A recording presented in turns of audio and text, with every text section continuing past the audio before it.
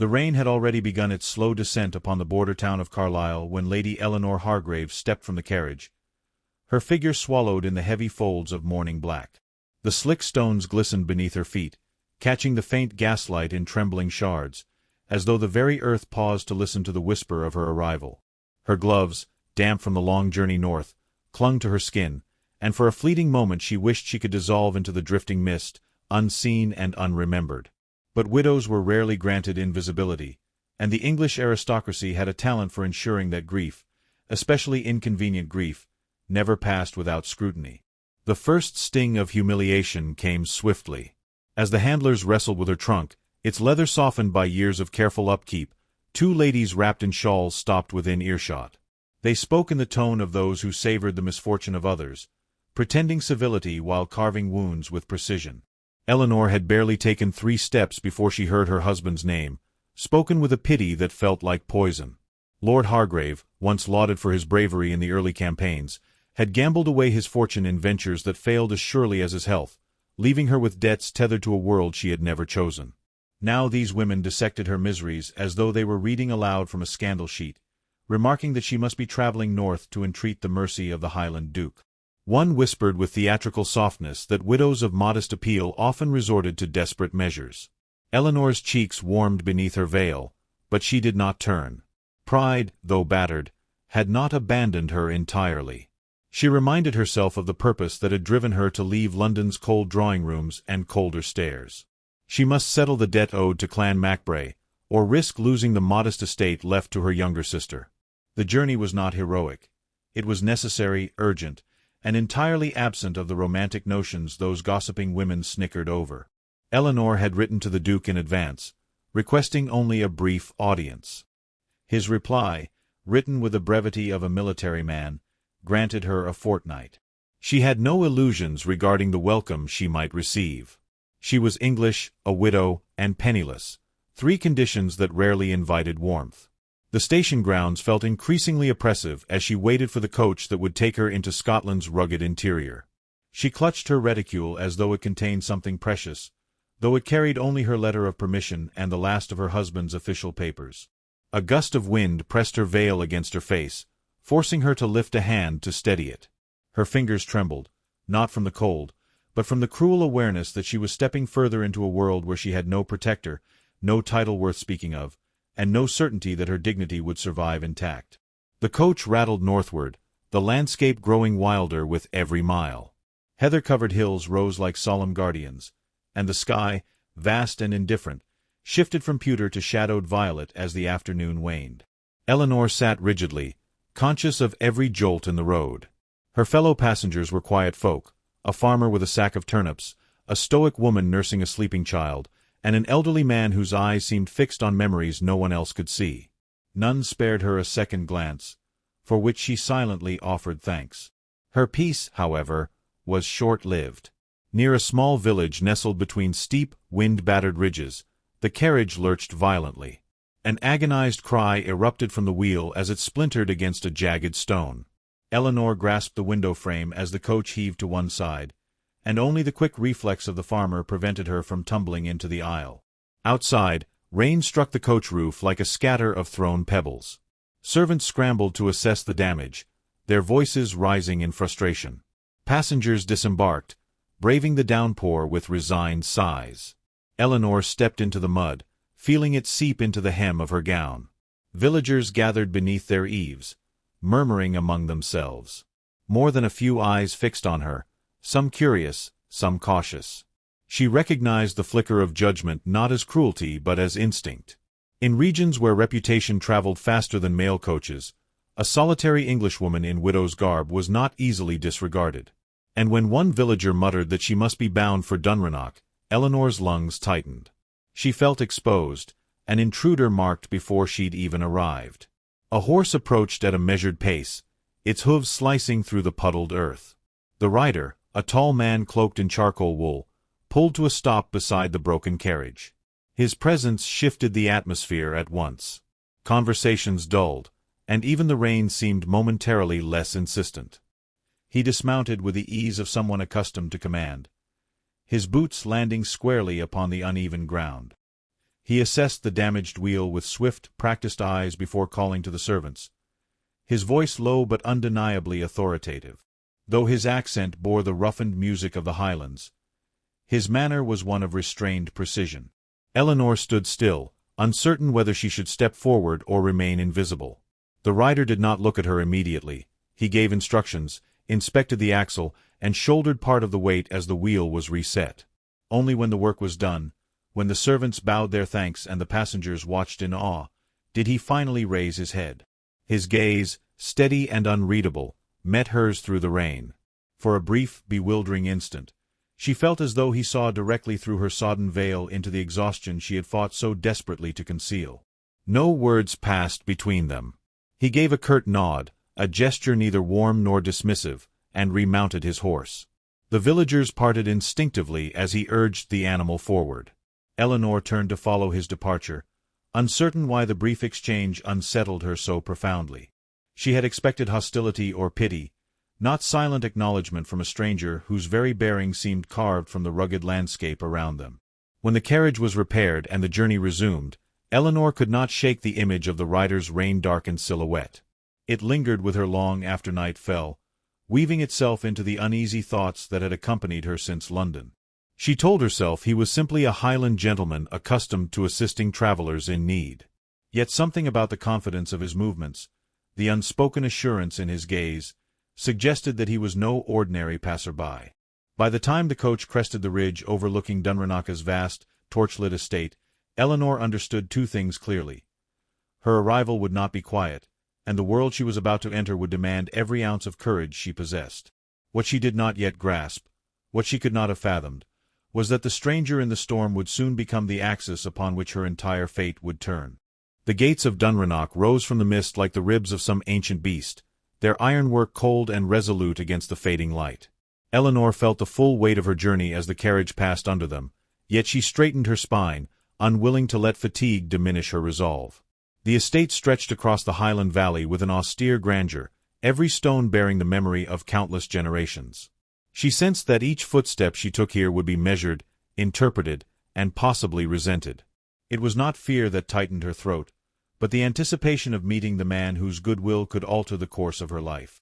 She was escorted into the entrance hall, where the scent of peat smoke mingled with polished wood and cold air drifting in from the courtyard. Servants moved with quiet efficiency, their gazes lingering just a moment too long as her presence disrupted the rhythm of their day. Eleanor recognized the scrutiny. She was a foreigner stepping into a world protected by loyalty and suspicion in equal measure. Before she could fully gather her bearings, the steward approached, his expression impassive except for a flicker of curiosity in his eyes. He offered polite greetings but remained deliberately neutral, as though keeping judgment in reserve until his master spoke. When he announced the Duke's arrival, Eleanor turned with a composure she did not feel. The man who entered the hall seemed carved from the same rugged landscape she had traversed, tall, broad-shouldered, and unmistakably sovereign in bearing. Rain-dark hair fell over his brow in a way that softened neither the sternness of his jaw nor the quiet intensity of his gaze. Recognition struck her with surprising force. He was the rider from the storm, the stranger who had repaired the carriage wheel without asking for thanks, the man whose brief, unreadable glance had lingered with her through the night. Alistair MacBray regarded her not as an inconvenience, but as someone he had already chosen to acknowledge. She could not tell whether that comforted or unsettled her more. Their exchange began with formalities, his voice resonant and measured, revealing the controlled discipline of a soldier accustomed to command. Yet beneath his courtesy lay an undercurrent of something far less detached. He asked after her journey with a calm that suggested genuine interest, though his eyes betrayed sharper calculations. Eleanor sensed he was assessing her sincerity, her purpose, and perhaps her strength. He withdrew only briefly, returning later with a parcel wrapped in unembellished cloth. When Eleanor opened it, she found her mourning garments, clean, dried, and carefully mended at the edges where the mud had left its mark. No seamstress in London could have shown greater precision. The gesture was simple, but to Eleanor it felt like an affirmation of her dignity at a moment when even small kindnesses had been rare. A note accompanied the parcel, written in a script taught with restraint. A lady should not suffer for a misfortune she did not invite. She held the note longer than necessary, absorbing the subtle generosity of the sentiment. The estate's dinner that evening was not a celebratory affair but a gathering of strategic minds. Highland lairds, English envoys, and military men filled the hall with a blend of tension and cautious civility. Eleanor, positioned near the far end of the table, felt every curious glance settle upon her like a physical weight. She knew her place was peripheral, yet she remained attentive, absorbing the intricate currents of power that wove through the room. Alastair presided with calm authority, yet Eleanor sensed the way his attention drifted toward her with growing frequency, as though drawn by a thread neither fully understood. It was during the second course that the evening's fragile peace fractured. A London envoy named Ashcombe, a man with a polished surface and a rotting core, recognized Eleanor and saw an opportunity to assert his own petty influence. With a voice carrying just enough volume to command the table's interest, he remarked upon her husband's debts and implied that her northern journey was guided by motives less honorable than her mourning attire suggested. The words were delivered with a softness meant to disguise cruelty, but Eleanor felt the impact with a sharpness that stole her breath. Whispers fluttered along the table like startled birds. A few guests adopted expressions of practiced sympathy, while others allowed their disdain to gleam openly. Eleanor's pulse hammered at the base of her throat. She wished she could retreat into invisibility, but humiliation anchored her in place. It was then that Alastair rose, not with theatrical righteousness but with a controlled fury that stilled the room. His rebuke was precise and unmistakably final. Any man presuming to insult a lady under his protection risked losing his welcome at Dunrannoch, and perhaps more. The word protection struck the hall like a spark. Protection implied more than hospitality. It implied responsibility, and responsibility implied attachment. Eleanor felt the ground shift beneath her, though she could not decipher whether the change promised stability or danger. From that moment on, every glance cast in her direction carried a new, electric curiosity. After the dinner dispersed, Eleanor sought refuge in the gardens. She walked slowly among the moonlit hedges, drawing breath with the desperate hope that cool air might steady her trembling composure. She had not wished for defense, nor had she expected it, yet Alastair's intervention had altered the nature of her position within his world. She feared it had altered her in ways she could not yet comprehend.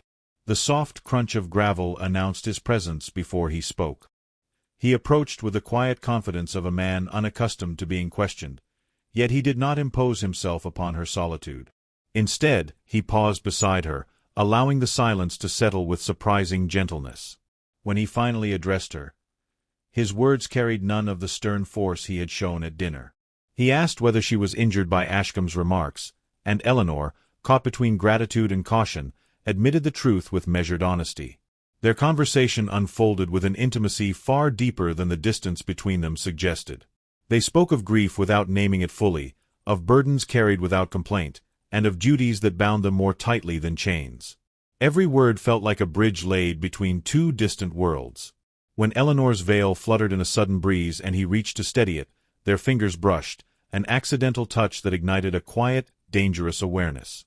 Neither stepped back. In the stillness that followed, their lips met in a moment neither had sought yet both instantly regretted, for it broke the fragile boundary they had attempted to preserve.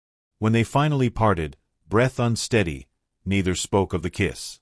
But its echo lingered in the night's cold air, marking the beginning of a shift neither could undo, and ensuring that the path before them would demand more courage than either had yet shown. Dawn seeped into the corridors of Dunrannoch with the pale hesitancy of a guest uncertain whether it was welcome.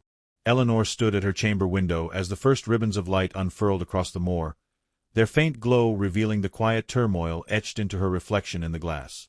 The memory of the garden, of Alastair's touch, his breath close enough to disturb her composure, had haunted her through the night. She had not slept. Instead, she had replayed the moment again and again, unsettled by both its tenderness and its recklessness.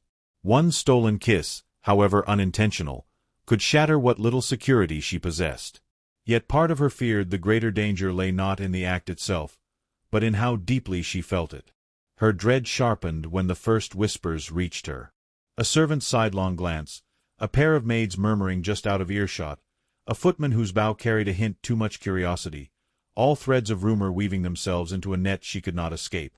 Rumor, she knew, moved faster than truth, and in this place of fierce loyalties and old grievances, The suggestion of impropriety was enough to tarnish not only her reputation but her purpose. She was no longer merely a widow burdened by debt. She was a suspected temptress, a woman whose presence at Dunrannoch might disrupt alliances that had taken decades to secure. The Duchess Dowager summoned her before breakfast, and Eleanor entered the solar with the sense of walking into judgment. The older woman, stern yet not unkind, studied her with penetrating eyes that held the weight of generations. She did not speak immediately, allowing silence to press upon Eleanor with deliberate purpose. When she finally addressed her, her tone was cool but measured. She informed Eleanor that rumors had begun circulating, whispers suggesting she had engaged the Duke's attention in a manner unbecoming to her status. The Duchess did not accuse her directly. Instead, she warned her that the clan could not afford scandal, not when tensions with both Parliament and neighboring clans simmered so near the surface. Eleanor listened in stillness, her hands clasped tightly before her. She felt neither anger nor indignation, only a weary resignation, as though she had stepped into a current that threatened to pull her under regardless of her intention. She assured the Duchess that she had no designs upon the Duke, and that her sole purpose remained the resolution of her late husband's debts. Yet even as she spoke, she sensed the older woman was evaluating her sincerity with the scrutiny of someone who had witnessed countless intrigues. When the Duchess dismissed her, Eleanor left with the sinking awareness that truth alone would not shield her. The knowledge weighed heavily upon her as she prepared to leave Dunrannoch. By the time she returned to her chamber, she had resolved to depart before further damage could be done.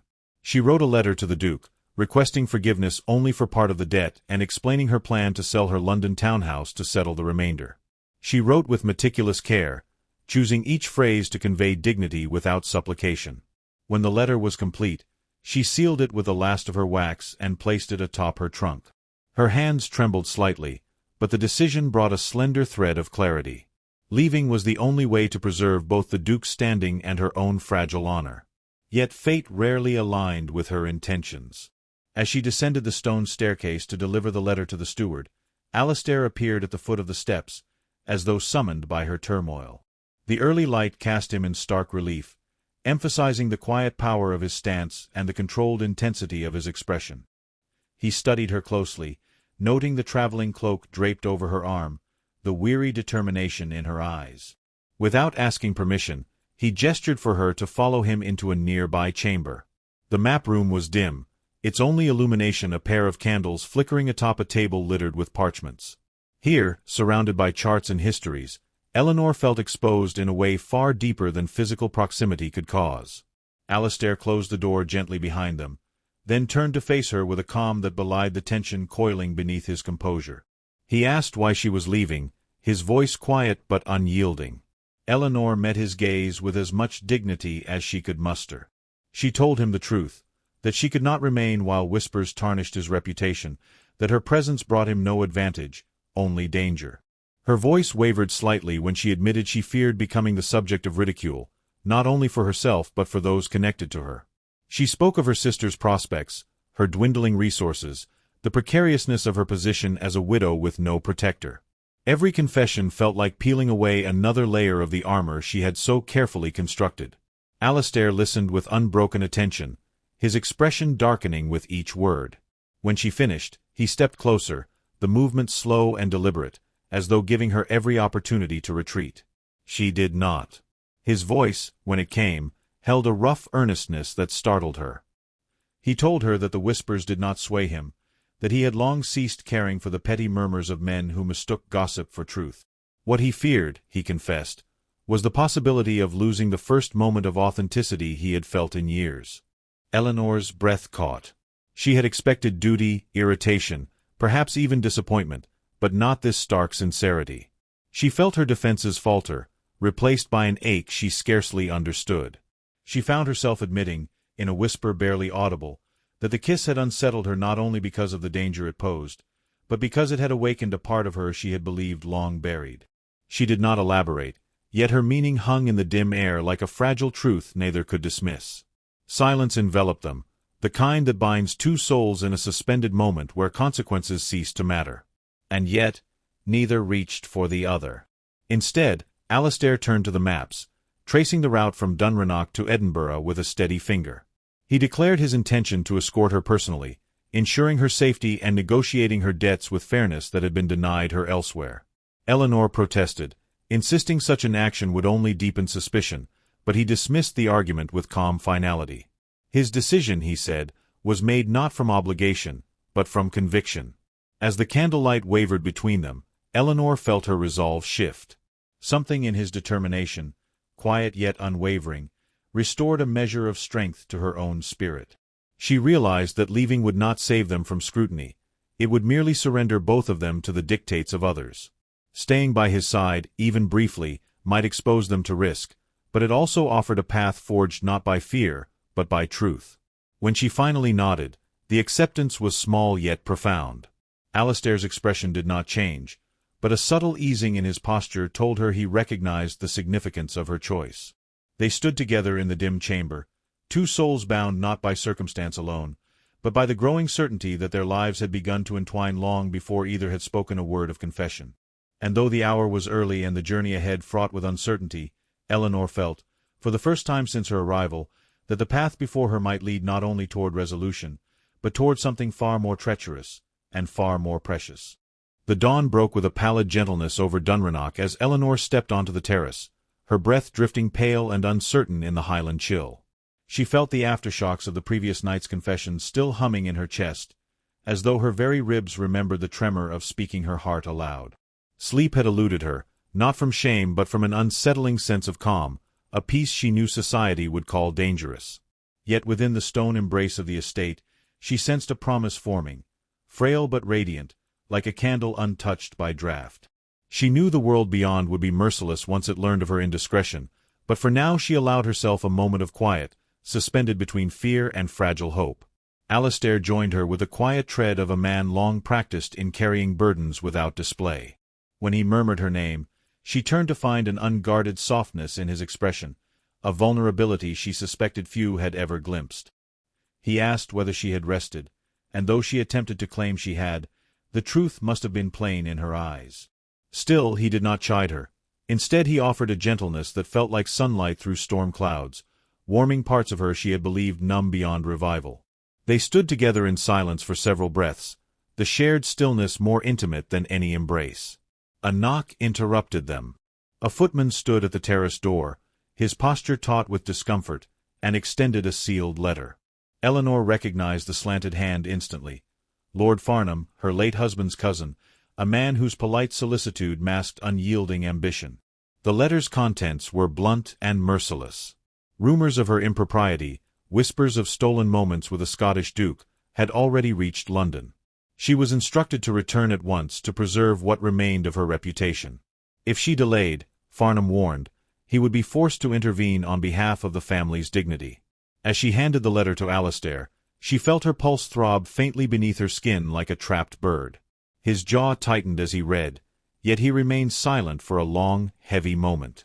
When he finally spoke, his voice carried a restrained fury. He asked whether she feared the consequences, and she admitted she did, not because Farnham's judgment mattered, but because his influence over polite society could destroy her standing entirely. Alistair stepped nearer, telling her he would not permit London's cruelty to dictate her fate, but Eleanor, though grateful, felt the weight of the choice pressing closer with every breath. By midday, preparations for the Council of Highland Leaders were underway. Alistair was expected to preside, and though he urged Eleanor to rest, she insisted on attending as a silent observer. Retreat, she felt, would appear as confirmation of guilt. The great hall filled with men whose tartans carried the weight of ancient loyalties and rivalries. Eleanor positioned herself near a stone pillar, hoping her presence might pass without remark. For a time, the discussions remained focused on land rights and the aftermath of recent reforms. Yet beneath the formalities, Eleanor sensed a tense undercurrent, an awareness of her as an intruder, an Englishwoman whose connections could alter the balance of influence among the clans. Then, with deliberate coolness, one chieftain posed a question aimed not at policy but at Alistair's character. He asked whether the Duke's judgment remained sound given the delicate circumstances involving a widow whose reputation, according to murmurs, seemed increasingly precarious. The remark hung in the air like frost. Eleanor felt heat rush to her cheeks though she kept her chin raised. Alistair's response was swift and sharp, asserting that his decisions were guided by duty alone, Yet the chieftain's smirk revealed he cared far less for the answer than for the spectacle of watching a duke publicly defend an Englishwoman. When the meeting concluded, murmurs followed her through the hall like shadows. Alastair found her standing in a corridor overlooking the rain-swept hills. He asked if she wished to withdraw from Dunrannoch until the rumors quieted, but she refused with rising resolve. She would not be shamed into hiding, not again. She told him she wished to face whatever came, even if judgment fell hard. Her voice trembled, not from fear but from the recognition that she had stepped beyond a threshold from which she could never retreat. Alastair regarded her with an expression torn between admiration and alarm, as though he saw in her both courage and danger. Rain began to lash the windows, perfuming the corridor with the scent of pine and damp stone. In that dim light, the truth settled between them with quiet inevitability. The fragile peace forged by last night's confession had been irrevocably shattered by the letters and insinuations of this morning. Their feelings, once whispered, now bore consequences neither could outrun. Yet even amid gathering storms, political and personal alike, Eleanor felt a thread of certainty coil through her chest. She could not return to her former life, nor could she pretend indifference toward the man beside her.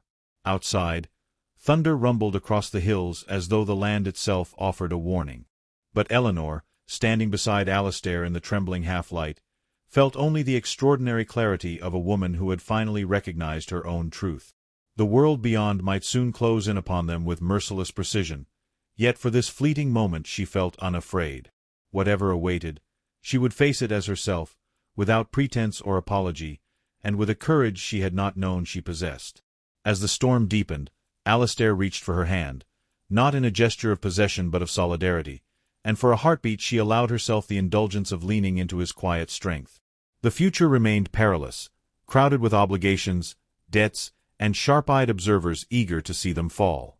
Yet Eleanor sensed that some turning point had been crossed, subtle yet unstoppable, guiding them toward a reckoning neither had sought but both could no longer deny.